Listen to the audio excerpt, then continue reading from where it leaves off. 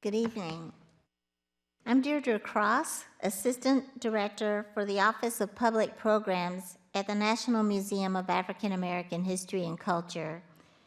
And I'm very pleased that you've joined us this evening for this excerpted screening of American Experience's The Riot Report, a film that provides a clear-eyed and unsparing view of the outcomes of centuries of racism and inequity based on a historic investigation by the Kerner Commission and its subsequent report.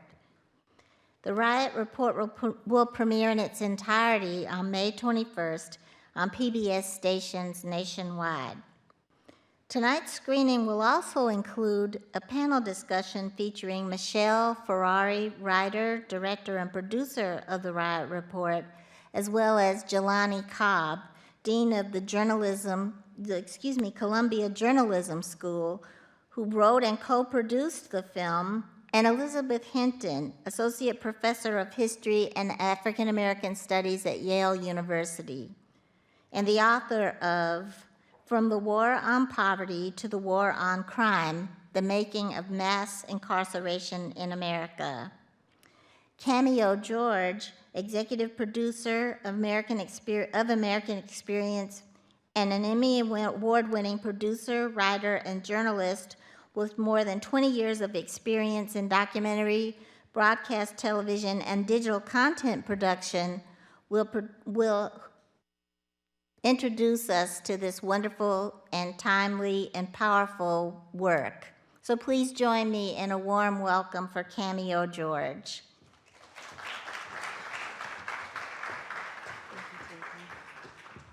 Thank you, Deirdre.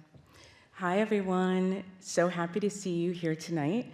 As Deirdre said, I'm Cameo George. I'm the executive producer of American Experience, which is PBS's flagship and longest-running history series. I am so pleased to be here tonight with my team for this very special event at the Smithsonian National Museum of African American History and Culture. Tonight, we are pleased to welcome you to this presentation, and as Deirdre mentioned, we're going to show you an extended clip of our upcoming film, The Riot Report, which, as you will hear many times tonight, premieres on May 21st at 9 p.m. on PBS stations nationwide. Before we begin, I'd like to thank our corporate sponsors, Liberty Mutual Insurance and Carlisle Companies. I'd also like to acknowledge the Alfred P. Sloan Foundation, the Ford Foundation, Just Films, the GBH Voices and Equity Fund, members of the Better Angel Society, including the Fullerton Family Charitable Fund, and Bobby and Polly Stein, the Robert David Lyon Gardner Foundation, the American Experience Trust, the Corporation for Public Broadcasting, PBS, our home station, GBH, and of course, viewers like you. Tonight, we'll be sharing an extended clip, and as Deirdre mentioned, we'll be joined after the film by an esteemed panel of our filmmakers and participants. There will be an opportunity for you to ask questions of the panel later on in the program as well. And now, let's turn to the film. When Black neighborhoods across America erupted in violence during the summer of 1967, President Lyndon Johnson appointed a commission to answer three questions. What happened? Why did it happen? And what can we do to prevent it from happening again? The bipartisan commission brought together by President Johnson issued a final report that offered a shockingly unvarnished assessment of American race relations. The Riot Report explores this pivotal moment in our nation's history and the fraught social dynamics that simultaneously spurred the Commission's investigation and doomed its findings to political oblivion. Thank you again for joining us tonight, and now we'll show the clip. Thank you.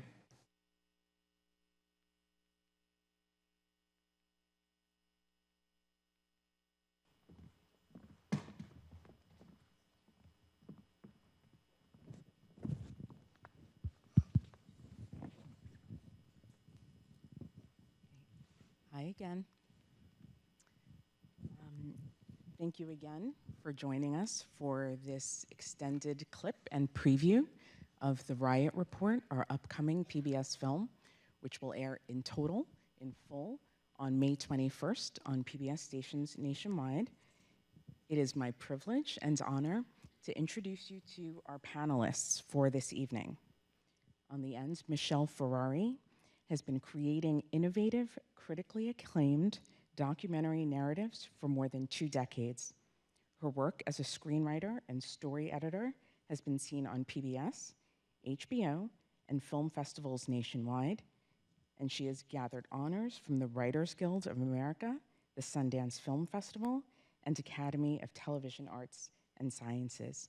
Michelle is the director, co-producer, co-writer of this film.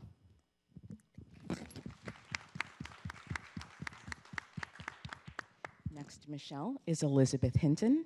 She is an associate professor of history and African American studies at Yale University.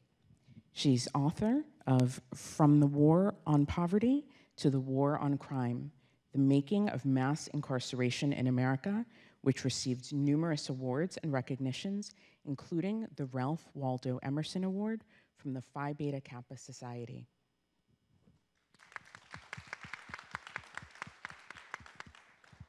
And next to me is Jelani Cobb. Jelani joined the Journalism School faculty of Columbia University in 2016 and became dean in 2022. He has been a staff writer at The New Yorker since 2015. He has received a Peabody Award for his 2020 PBS Frontline film, Whose Vote Counts, and was a finalist for the Pulitzer Prize in Commentary in 2018. Jelani is a co-producer and co-writer of the film that you just saw a preview of tonight.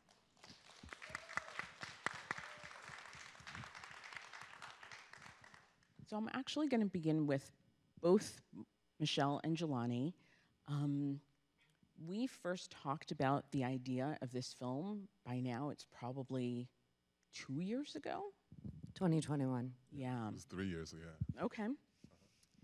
And what I still find interesting, even though we've made it all the way through the production of the film, is that each of you came to me independently wanting to make this film. Before you met each other, you each were like, we need to do a film on the Kerner Commission and the Riot Report. So can each of you share, maybe starting with Jelani, since you're directly next to me, why you thought we should talk about this commission that is 40 plus years old at this time? So I want to say, first, thank you to Blacksonian for hosting us. This is really kind of a milestone to be able to discuss the film in this venue. Also, thank you to Cameo for her support for this project from the beginning. And also, I'd seen Michelle's work previously, and so it was amazing, to be able to, even get in the room with her to start talking about this project. And Liz's work, which I knew through historical circles before, and so it was really kind of just great to bring all of these thoughtful, smart, creative people together in the course of this project. This is connected to another project, which is that I'd done a distilled version of the Kerner Commission report in the immediate aftermath of George Floyd's death. And we were looking around at American cities, and we were seeing people, ask the same questions that the Kerner Commission had been grappling with, a half century earlier.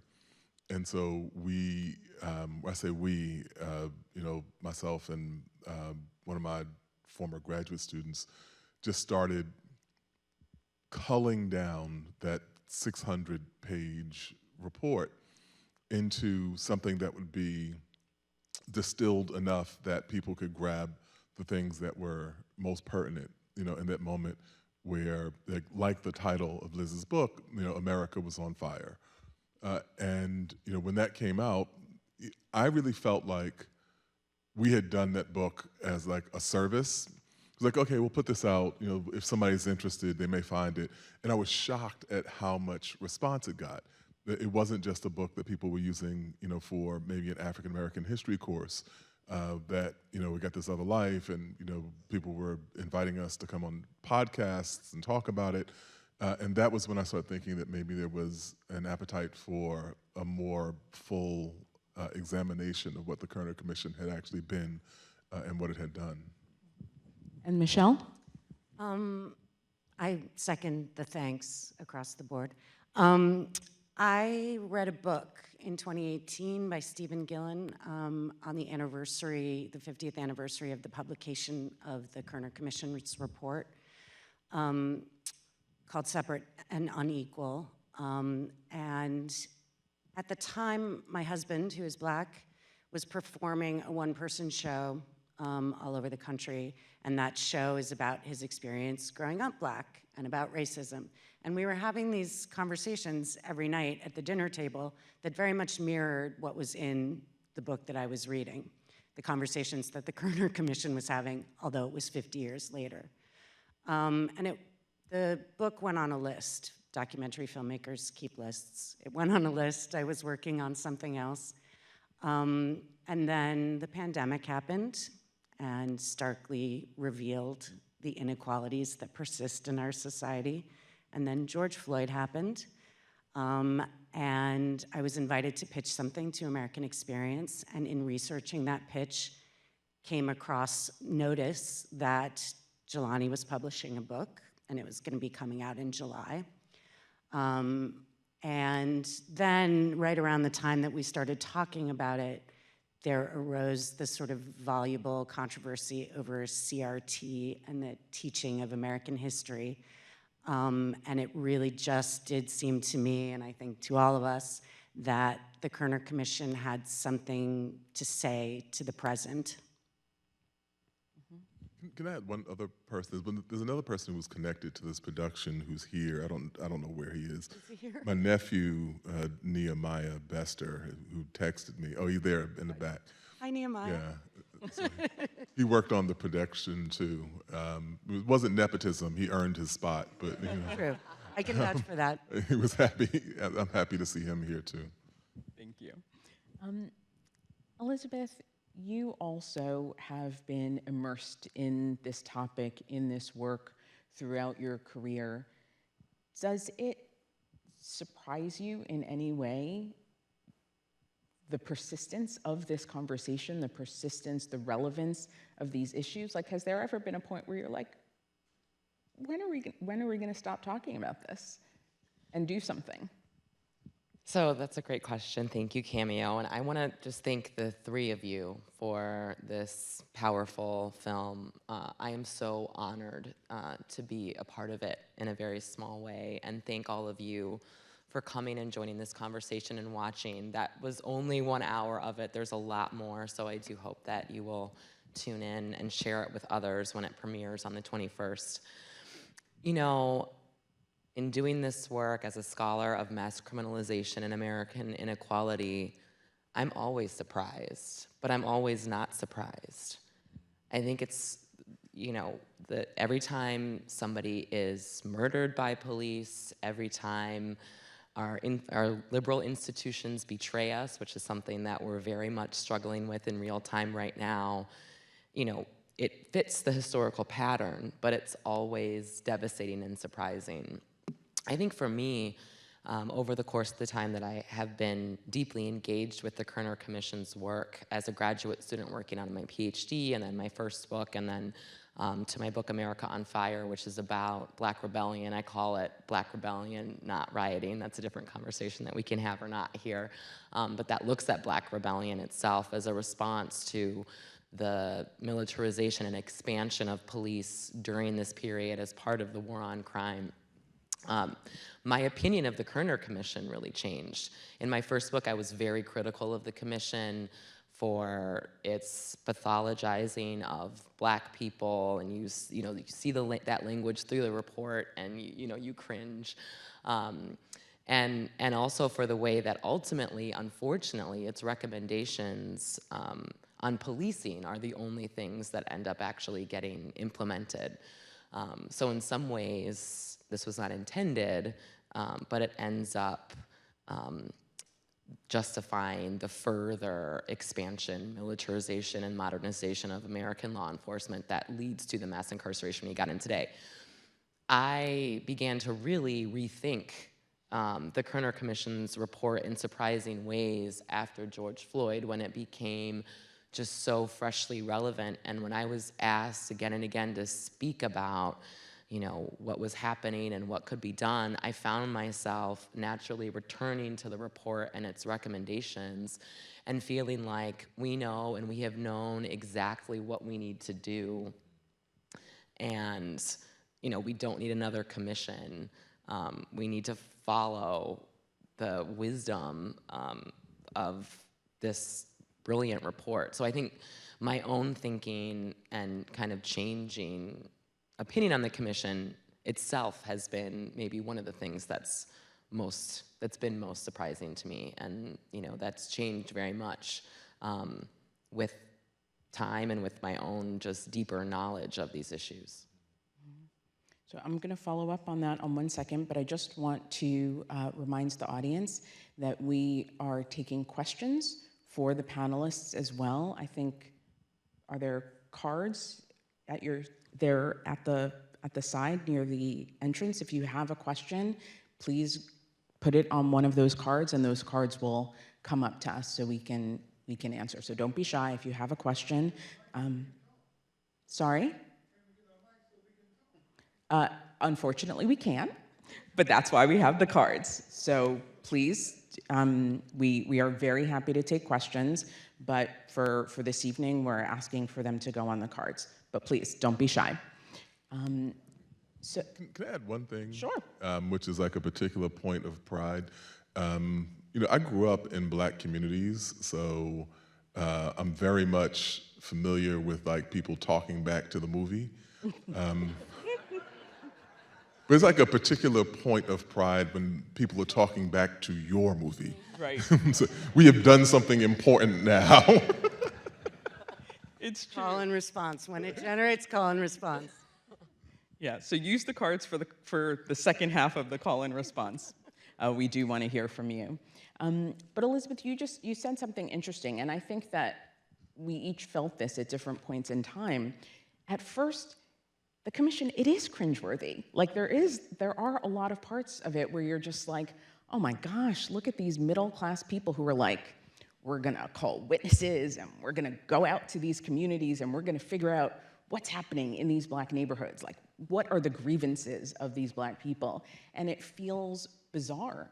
And you know, there are parts in the film, and again, reminding you haven't seen the full film, but it almost feels like when we have those shots at the beginning of this clip with the white correspondents going out, and you characterize them as almost being like foreign correspondents because they're parachuting into these communities that they know nothing about. But it is really interesting that the commission takes this work so seriously. They are so earnest, like they truly want to honor their appointments on these commissions. So I'm wondering if, first Michelle and Jelani, for anyone, if you can just talk about how the commissioners approach this work. One of the commissioners who you spoke to in the film, who you saw is Fred Harris, the last living commissioner. And it was so important to have him. But can you talk about the commission in general, but then also perhaps Fred Harris and how he remembers it? Sure. I mean, those field visits that they did were extremely important in terms of achieving a unanimous result. The commission's report was signed unanimously by all of the commissioners. There were still unresolved arguments among them, but it was those field visits to the cities that had experienced violence that kind of turned the more conservative members of the commission around.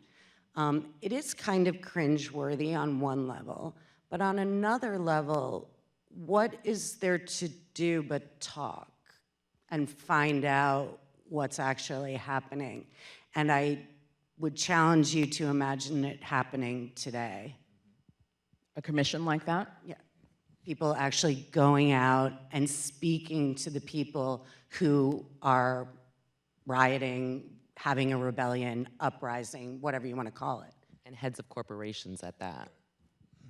I think the thing that that I love about this, and Michelle and I talked about this, a number of times, where if you've seen the film 12 Angry Men, about how people start in one place and they wind up in a very different place. And what I respect about this commission is that they said it. It would have been much easier for them to not say it. They were going against the president who had appointed them. They were going against certainly their own kind of social circles and their upbringings and all those things. But they had these experiences. They went to these cities. They talked to these people. They heard what was happening, and then they said it. And when H. Rap Brown, who was none of the things that these commissioners were, he said they said the same thing that I've been saying all along. And so I got put in jail for saying these things. But I got put in jail for saying these things. And I really respected the fact that they had actually told the truth when all of the incentives were on the other side. One other thing about Fred Harris, which is very funny. First off, Fred Harris is 93? 94 now. 94? Yeah, Fred Harris is 94. So when we were working on this project, we had about a 6-month window before we could even start. I was in the middle of a project, Michelle was in the middle of a project. It was, we can't start this until like 6 months down the line. But Fred Harris is 91. We need to do that interview right now. And so we put all the other projects on hold, flew out to New Mexico, to Albuquerque, where he lives, spent a weekend, interviewed him and so on. Fred Harris is still around. I heard from him not that long ago, and he's doing his thing, and he has a perfect recall. And also, I'm not sure if you kind of get this, he has that charismatic quality that gets people elected to office. Like, Fred could run for something right now and people would vote for him. Like, he has that same sort of, still has that personal magnetism about him. And I would just add, you said, Jelani, that they said it, and it would have been easier for them not to say it. And one of the parts of the film that you didn't see, but I hope you will tune in to watch, is Fred Harris talking about why it was so important that they use the phrase white racism. And he has several reasons that he gives, but one of them is that it was important to him in particular that the commission say to young Black people, "You're not crazy." Just to add briefly on that point about truth, I think one of the things that really came through for me, even just watching it in this viewing that I hadn't quite put together before, is that when I.W. Abel, the CEO of a Linton Industries, said that he moved 90 degrees to the left, I think it's also a testament to when you actually look at the history of this country, talk to people, and study the problems, the Kerner Commission's recommendations, the need for a massive structural transformation, the need to finally address the root causes and the historical injustices of poverty, racism, discrimination, are very clear. So it's also just a testament to that this is the answer, and it's precisely why, we're also simultaneously seeing an attack on our ability to be able to tell these truths and to reckon and confront our history. Absolutely. I know that we saw it a little bit in this clip, but can you talk just a little bit to underscore what some of the recommendations of the commission were? Because I think what strikes me every time I see a clip, every time we have a screening, the fact that we're seeing recommendations back then in the 60s that we've talked about in the last 2-3 election cycles. And I want to underscore that point a little bit. Again, one of the first things that always amazes me, guaranteed basic income. I remember when Bernie said that and people were like, what?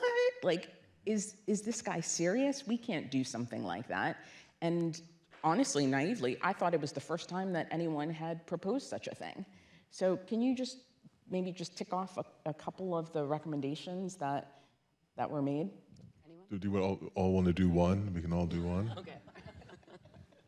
Liz, I think Liz should go first. Okay. Well, I think one of the things, and again, when you study these problems, the real kind of root problem is jobs and unemployment. So the Kerner, and which is related to the guaranteed basic income. So the Kerner Commission recommended the creation of 2 million jobs for disadvantaged people, that was the terminology they used, by mobilizing the public and private sector. 2 million jobs in a 5-year span, 1 million jobs within the net, immediately. That was one of the, I won't take them all, but I think that was one of the central ones. Shall I take the media? Oh, sure, that'd be great. They also recommended, they came to the conclusion that the coverage being entirely through white eyes was very problematic. And they recommended that news facilities in particular diversify, which actually they did do slowly, but you did see a greater attention to telling stories from the Black community from a Black perspective. And that was actually one of the small successes of the Commission's report. One of the most interesting things about the Commission was its understanding of policing.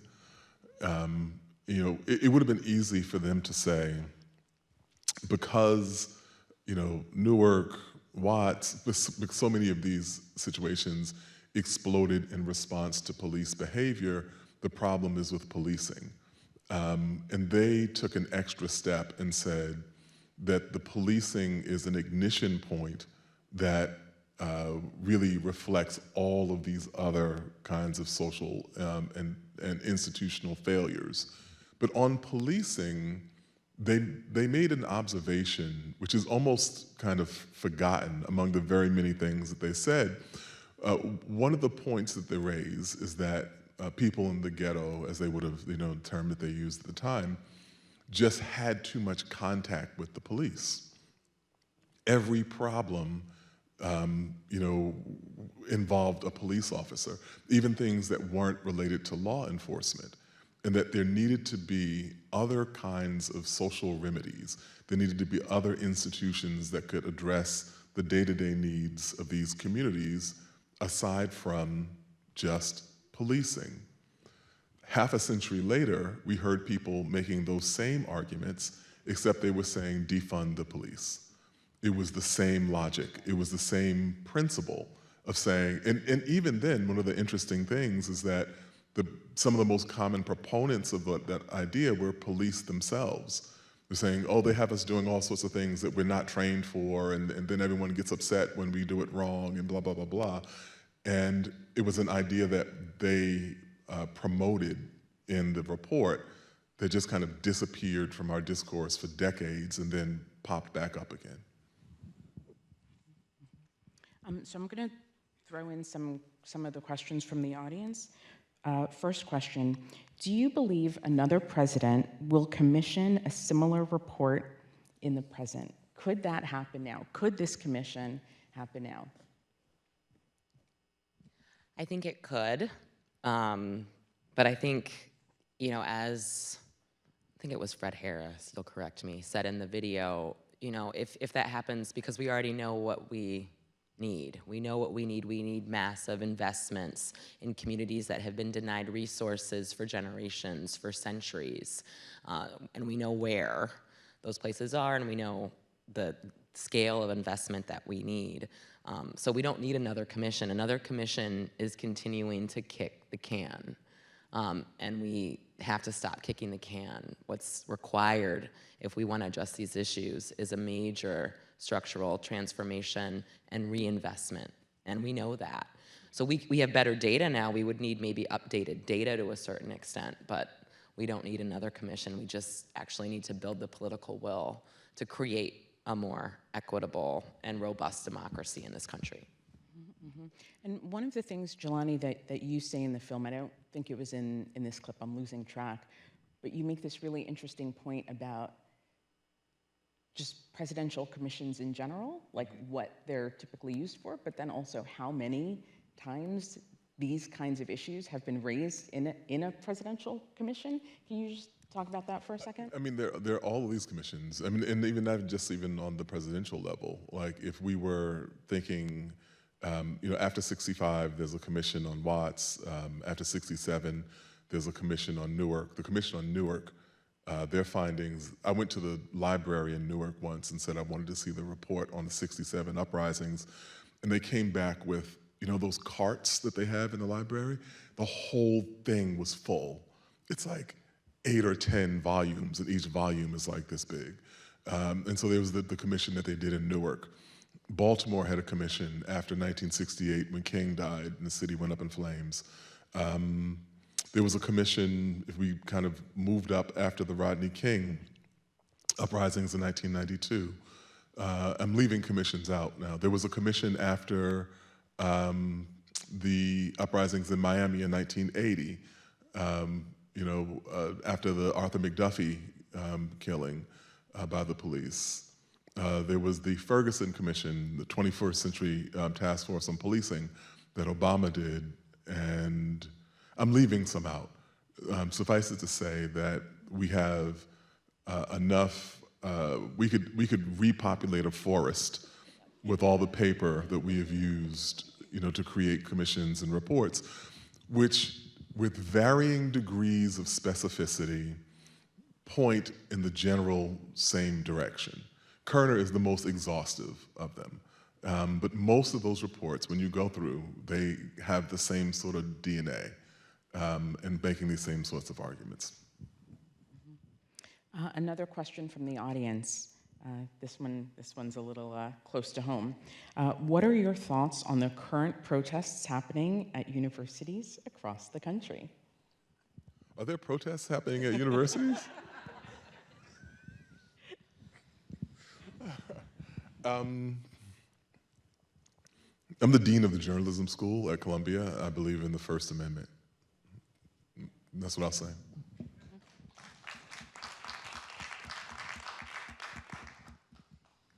Liz, do you want to answer that? Add to that, or you want it? I'll leave that there. Okay, fair. The one thing that I will say is that again, we've had a number of screenings, and it is very interesting that some of the language that was used in the 60s is similar to language that's been used now. Some of the ways that the protesters have been characterized is very reminiscent of what was happening in this film. Can I say something on that point? Sure. I think, well, a couple of things. I mean, what we've seen in over the past month, few weeks, to your first question, Cameo, it's not surprising at all, but it's always surprising when you see police be deployed in this way, and I think it's another example of the turn that solidified during this period where police would be the kind of managers of any kind of dissent, social unrest, it's a criminalized response rather than trying to do what might be the more humane thing. And I think, even actually watching the second night or the second time that police came to Columbia to break up what was going on in the occupation of Hamilton Hall, watching the news on real time and hearing before the police went in, people talking about outside agitators, people talking about, well, we think we have intelligence that there's anarchists in there, to explain why they had, dressed all of the officers in full riot gear, brought this big tank-looking thing to actually get into the building, and it was, justified because there might be outside agitators, which you see again and again and again in terms of how people, and this is, the film explores this, but we didn't see that part of it, but, to think about, to justify the continued escalation of police force in these communities during the uprisings. So yeah, I mean, we see these tropes again and again, and I think the other thing is that, you know, for a lot of college students, especially white college students, when they're protesting is when they get treated like Black people, and especially poor Black and brown people, get treated on an everyday basis. Oh, yes, thank you for that. Thank you for that. One thing that I want to bring up, you mentioned it. Our film is called The Riot Report. That is a phrase taken from the report in the way that it was published, the way that it was characterized. Riot is a very contentious and controversial word. Can you talk about, like, it was a very intentional choice for us to call it this, but this is not a word that we use anymore, just in regular conversation. So Elizabeth, and then anyone else who wants to talk about it, can you just talk about the word riot versus uprising versus rebellion? So you heard President Johnson saying that this violence, you know, this is the same thing as the Klan. You know, the administration just said this is criminal, this is juvenile delinquency, you know, and completely dismissed the fact that, as the Kerner Commission pointed out, right, the cause of this political violence, the demands that people were making when they threw a Molotov cocktail or threw a stone or a rock at a police officer were the same demands as the mainstream civil rights movement. These were political, especially the extent of the rebellion. Even after the Kerner Report was police, in my book, America on Fire, I talk about that actually, you know, the peak moment was between June 68, after Martin Luther King Jr. gets assassinated, and the first major federal crime control legislation is passed in 1972, when there's nearly 1,000 rebellions in smaller cities that, you know, that are being fought against and with police, who now have, due to the Law Enforcement Assistance Act and the hundreds of millions of dollars the federal government is pumping into local police forces, all of this riot control equipment at their disposal. In labeling this political violence as criminal and as rioting, it ends up producing this cycle where then the only response to it is more police, which is, of course, the very thing, the very kind of like jumping off mechanism that is causing the political violence in the first place. So when we use riot to describe it and we criminalize this political violence, we prevent ourselves from our very language, from being able to think about the kind of necessary response to prevent it in the long term that the Kerner Commission points us towards. As a filmmaker, though, using archival footage from the period where everyone constantly refers to them as riots, and then talking to Fred Harris and other people who worked on the commission as staffers, to ask them to remove that word from their vocabulary was to make them very self-conscious and very difficult for them to tell a story. So we elected to have John Powell take on the word and explain why it's problematic, because otherwise there was no way to talk about it.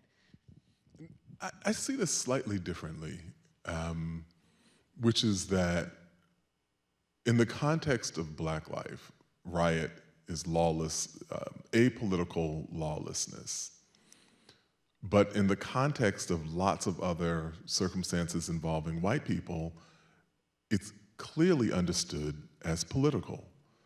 So this country owes its origins to a series of riots. When you go back, you see even historians now use the word riot in reference to the bread riots ahead of the American Revolution, or the draft riots, which happened in the midst of the Civil War and make Lincoln realize that he has to push for emancipation. Like, all of these contexts in which like white people behave in this way is granted a kind of political authority. And so that makes me want to use the word riot more and say it's explicitly political. And so it's like basically kind of how do you grapple with the nuances of language which is being used against you. But I always kind of felt that way, like if we do it in Detroit in 1967, it's lawlessness. If you do it in Boston, you know, because you have a dispute over tea taxes, then it's political.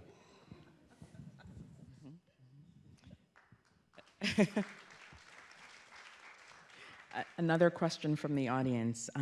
Michelle, can you talk about any aspects that you uncovered in the researching of this film, Michelle Angelani, that just you couldn't fit in? Well, there's so much that we couldn't fit in. I would say the most interesting piece of the story that we just couldn't make a place for has to do with the younger people, the teams who went out to the cities. They were, on the whole, a generation younger than the commissioners, and many of them had been to the Peace Corps, and they were much more radical than the commissioners. And the social scientists who did the analysis were responsible for writing an interim report, you know, expressing what they believed to be the reasons for the uprisings. And they actually would call them uprisings. And that report was entitled The Harvest of American Racism. And it was said to have so enraged the executive director of the commission that he screamed for the first time in the entire year that they were working together. And it was buried. It does exist in the LBJ archive, but it was never seen by any of the commissioners. That being said, the idea that white racism should be the theme of the commissioner's report really did come from that book. And David Ginsburg, the executive director, brought it forward to the commissioners, and it ultimately met with unanimous approval. What was amazing was, you know, that Harvest of Racism document wound up being published, but it was like 20 years later. Like, they buried it, you know? And so, as much as the Kerner Commission, as like I said, would commend them for saying the thing that they saw, even they couldn't say everything. Like, they would, oh, no, that's too much. But it also was a testament to the clarity of the people working in those younger groups, too. So I'm getting the sign to wrap up, but I would love for each of you just to share a closing thought, or what it could be what you want people to take away from this film, or it could be an emotional response to how you feel about seeing it in the Oprah Winfrey Theater at the Blacksonian, as you said. But just, I'll start with Michelle and come down the line. Just closing thought. Okay. I am going to echo what Jelani said at the beginning, which is that it's kind of a dream to be showing even excerpts of the film here. And I really do thank you all for coming out tonight on this sort of dismal, cold spring evening. And I really do hope that you will watch the full film. I mean, I think, you know, you come and you see these excerpts, and it's quite a lot of the film, and in a way you feel like you've seen it, but it really is a different thing when you watch the whole thing. So I hope that you will do that, and thanks again so much for coming. I also want to echo the thanks for coming, and I hope that you can continue some of this dialogue in your own communities and engage with the report, engage with the film. It really offers a vision for what the United States could and should be that I think is in some ways maybe perhaps more relevant today than ever. I will also say that the Eisenhower Foundation is publishing this summer an edited volume with new work reflecting on the Kerner Commission, and a new edition of the Kerner Commission report that they also hope will help us think about how to engage with what is going on in this country right now and the crossroads that we face. I want to go in a slightly different direction, which is to say that in 1994, when I finished Howard, I got my first job, you know, after I finished, it's a history major, history English, basically double major at Howard, and the first job that I got was at the Anacostia Museum, which is part of the Smithsonian. And so from the very beginning, as I was just trying to figure out who I was, what I wanted to do in the world, what, if anything, I had to say, the Smithsonian has been integral to me figuring out how to, move through my life and my profession, my career.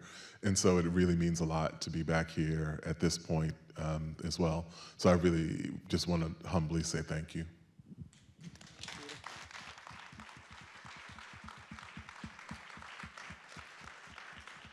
So again, thank you to all of you for joining us tonight for this special preview of the Riot Report. Again, we hope that you watch the film in full on May 21st, beginning on May 21st, 9 p.m., PBS stations nationwide, but then also available to stream on our website. A huge thank you to the Smithsonian, to the National Museum of African American History and Culture. And again, just thank you to all of you for being here, and thank you to Michelle Ferrari. Thank you to Elizabeth Hinton. Thank you to Jelani Cobb. Have a great night.